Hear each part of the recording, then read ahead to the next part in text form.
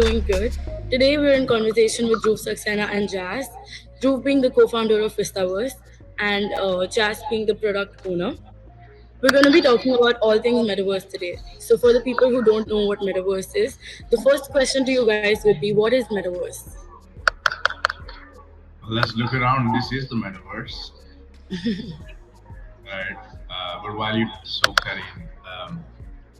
in, the technical definition is it's a perpetual three-dimensional environment uh, where you can do many things that you do in the real world. So you can work, you can play, you can socialize, you can, and once you do start doing those things, you can build more interesting things on top of that, like buy stuff, play games, uh, just a lot of things. And pretty much over a long period of time, everything we do in the real world, apart from eating and sleeping, we'll be able to do in the metaverse.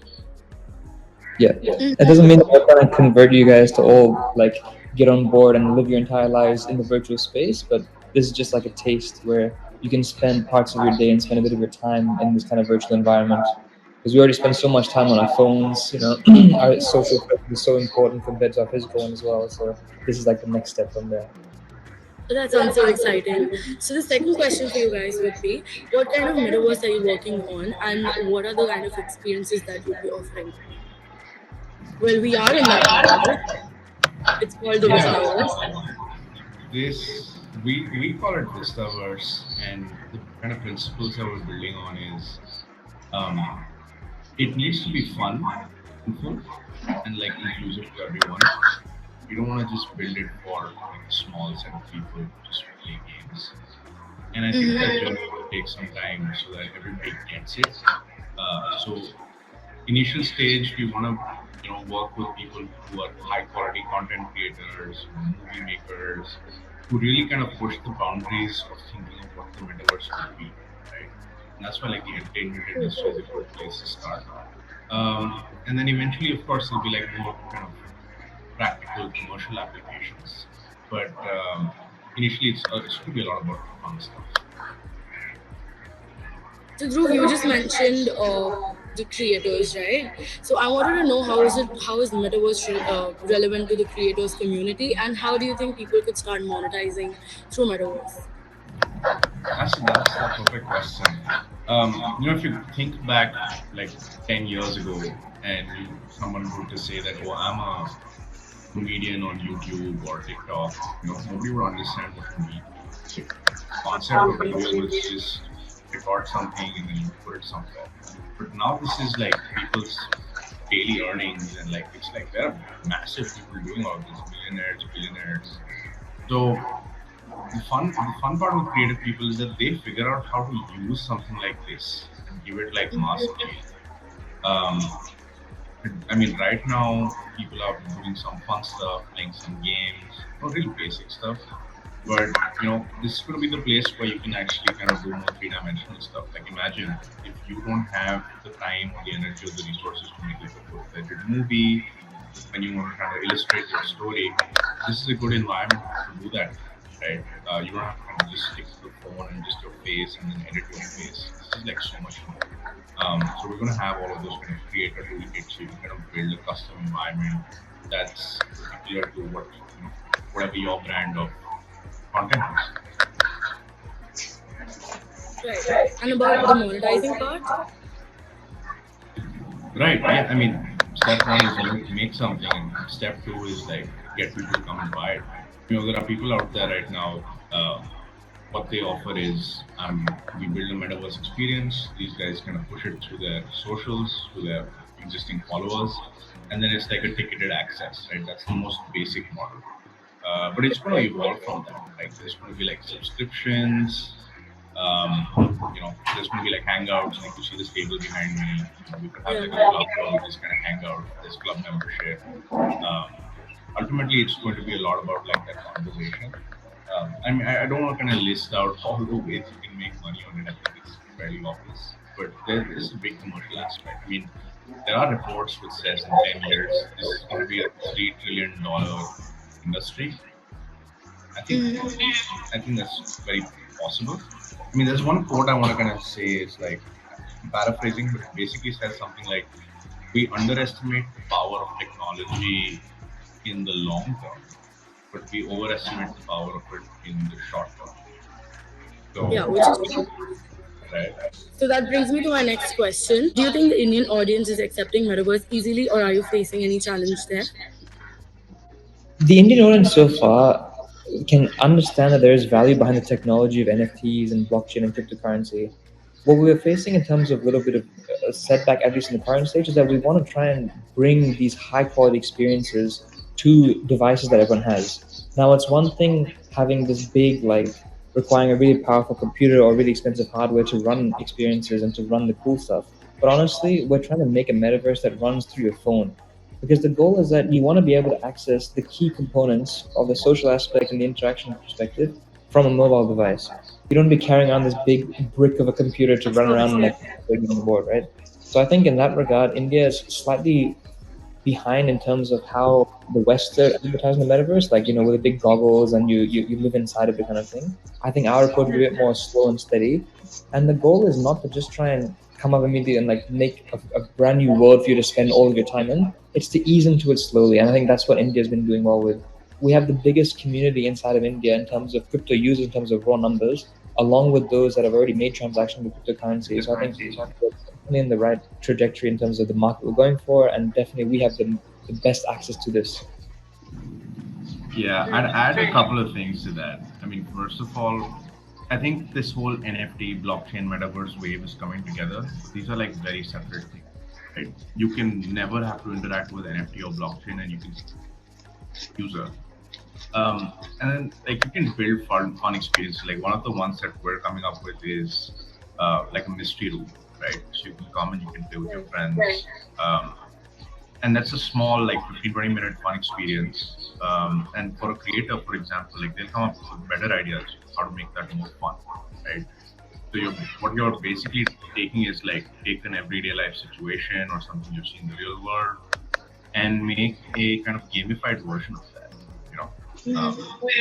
And then you can come up with something, I can come up with something, we can collaborate on something. There's a And lot put it of out there for both. The second thing I would say is, with regard to adoption, if you think about the outside countries, they moved from like cell phone, smartphones. It took some time, right? But if you think about the emerging economies, they jumped a bunch of steps, right?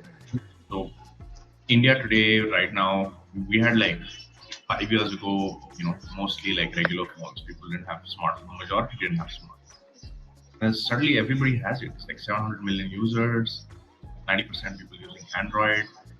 And we expect something similar to happen with this technology, right? Right now, people don't know it, growing faster than maybe some of the outside places with better computers. But like a year or so, when your phone becomes so much more powerful, um, everybody's going to be able to use this. Yeah. That's how we think about adoption. Okay, and one more thing. So, how is the AR/VR thing related to metaverse? So AR VR is, well, VR is delivered through a headset. VR is delivered through many kind of lens forms. Um, but I think the idea with AR VR is slightly different. AR is, I'm living my life. I want a layer of whatever tech on it. So I want to read my newspaper in the air, play a game which is kind of on go type. VR is more like, I think Meta is doing good stuff there, right? Like they have Oculus, they have headsets. But the thing is, a lot of research will point you in the direction that are not really comfortable with using that as yet, and it's also very expensive. People are very used to kind of just using their PC or their laptop, iPad, phones, devices they already have to try out new stuff.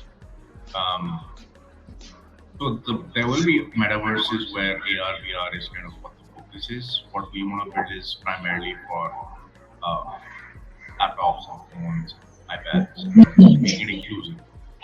The next question that I have is, and this is something that everyone thinks about, right? The short term benefits. I wanted to know what are the immediate benefits or the short term benefits by being a part of Meta or joining Metaverse or spending time in the Metaverse. there are a couple main things. Like one is obviously like you can experience something new, so this is like kind of fun. You can have the whole customization of your characters, and you can explore something with your friends, which is like a nice social change. But I think from like the real world perspective too, like we've got brand partnerships and celebrities who have come on board with the metaverse, right? For example, if a brand is there, they can offer you say discount coupons on purchasing stuff in the real world. So you can enter in the metaverse, go and visit their store or experience, and then you can take these benefits with you in the real world to actually get dollar like benefits that have a dollar value behind it as well. This like as Right. a start. Would you also like to mention something about the latest collaboration that you guys had and the experiences that you created on the basis of a movie? Because that sounds quite exciting. Yeah, for sure. So we had tied up with one of Kamal Hassan's movies called Vikram, and we released an NFT in 4 different categories for that movie launch itself. And we're inside the Vikram world inside VistaVerse. So this is basically based on one of the scenes of the movie itself. And the goal is that when movies come out, or actors or celebrities or brands come forward, we can build these kind of experiences for them based on whatever they're wanting. So it's all going to be created and unique depending on the experience that you're inside of. Different sort of collaborations that people could have on metaverse. Say, for example, Starbucks, or how yeah, how you could buy land and the value of land increases if a celebrity is buying land close to your house or something like that. Right. Yeah. So, I mean, with our land and metaverse, the idea is we get a lot of crowd pullers on here, and that should build trust for brands. That hey, this is a nice place. Movies trust it, celebrities trust it, musicians trust it. They're building here, so this is a good place for people to show up. Um, and of course, what that means for creators is it's like a good platform to come out and try, and then just kind of raise their hand and be like, oh, you're doing this with XYZ person. I'm happy to create for that. So I think it also becomes like a little bit of a discovery platform, um, and there's a lot of kind of headroom for people to grow, right? I mean, because just that much more kind of content that you can make with them. Um, and you don't have to worry about like the technology aspect. That's what we take care of. So yeah, that's a little bit. I think we're talking to a bunch of brands already, like some your international type players who want to build here. So initially we've seen a lot of incoming interest from like our major brands who like international who want to come and build here, and we've also kind of signed up a lot of major movie studios, music labels, artists, uh, Web3 creators, video form, audio form, photo form. And they're all kind of come and build here. I think it would be good if everyone kind of joins the community, then see what's happening, what's updated. I think every day we'll do something out. And that's a good way to kind of just stay clued in and then, come at the right point when you're talking. And our team's always available in chat every couple of days. We're just connecting on hours. There's no like requirement of setting up meetings and doing that. We're just available on Discord chit chat.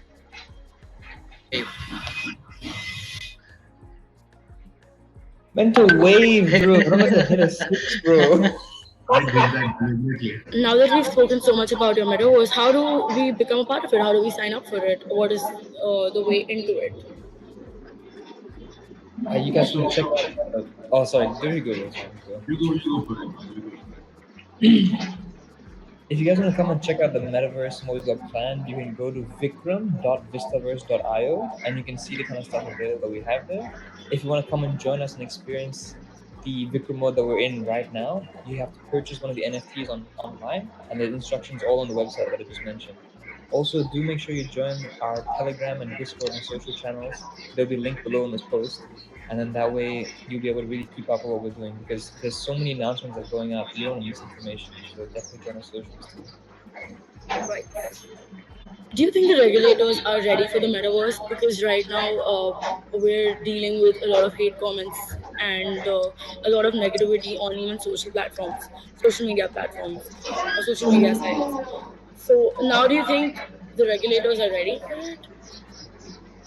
Because we don't know. There's like endless possibilities, right? Like we don't know what could, or if there could be anything offensive, or anything that could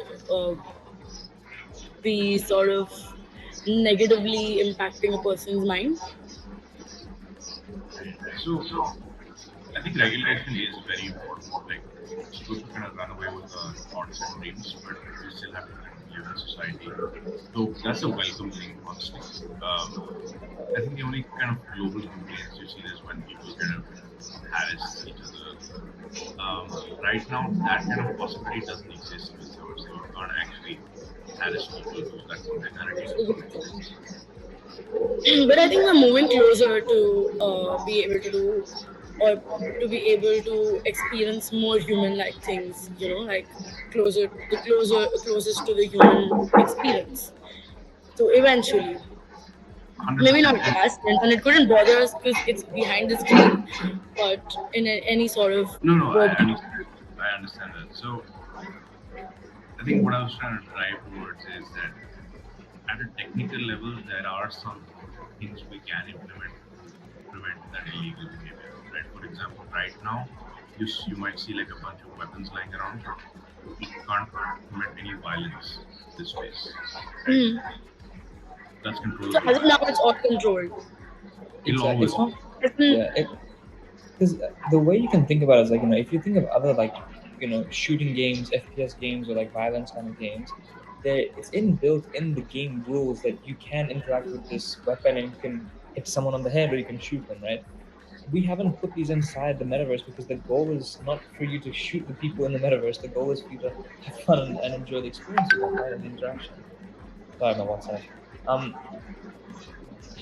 the main thing to take note though is that when it comes to regulation, that's regulation from like the crypto and the blockchain side of things. But in terms of moderation, like having a safe experience, it's gonna be just like using social media.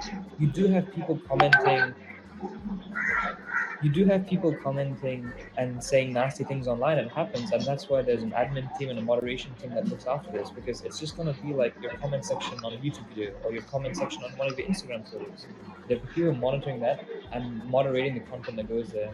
We may have introduced functions like a language filter as well. It really depends on what we want to do, but the goal is to keep everyone safe and there's going to be no chance for harm, but whether with words or like in the physical space as well. There's another design kind of barrier which will kind of help against such problems is that we're trying to build very storyline experiences, right? So it's not you can come here and pass your time. The idea is that there's always going to be something to do, something to play, something to interact with. So it's going to take like a really, really vanilla space for you just kind of hang around, do nothing, and then build all these things. So we'll take care of that, and we're very responsive to the needs of our community, whoever joins, all the people that are actually part of it. And the moment something like that, we'll take care of it. okay? But this is specific to your metaverse. Now, what about the metaverses that other people are creating, and what if they're like status and they sort of enjoy it? Yeah, so how this plays out is like, there's a community Is there like based. a metaverse cop or something yet? Is there a metaverse one? A metaverse cop? Oh, metaverse talk. I think those would be like the developers, right? No, so the idea is there will be metaverses where it will actually probably be focused on like largely user oriented things. That's a possibility. That's what can happen. Um, but that's not going to mix with the community that uses this. Like, if I give you an example, like OnlyFans is a thing that exists, right? But Yeah. OnlyFans, that functionality doesn't happen on YouTube, right? So you can keep those things separated. And that's exactly how it will play out in the metaverse. Right. So if you're not interested, you don't step into that. Correct. So that's about it from my end. It was lovely having a chat with you guys. It was so insightful. I'm hoping to get on a conversation like this with you guys again. Let's look at the response and let's see if we have more questions. We can take it up the next time.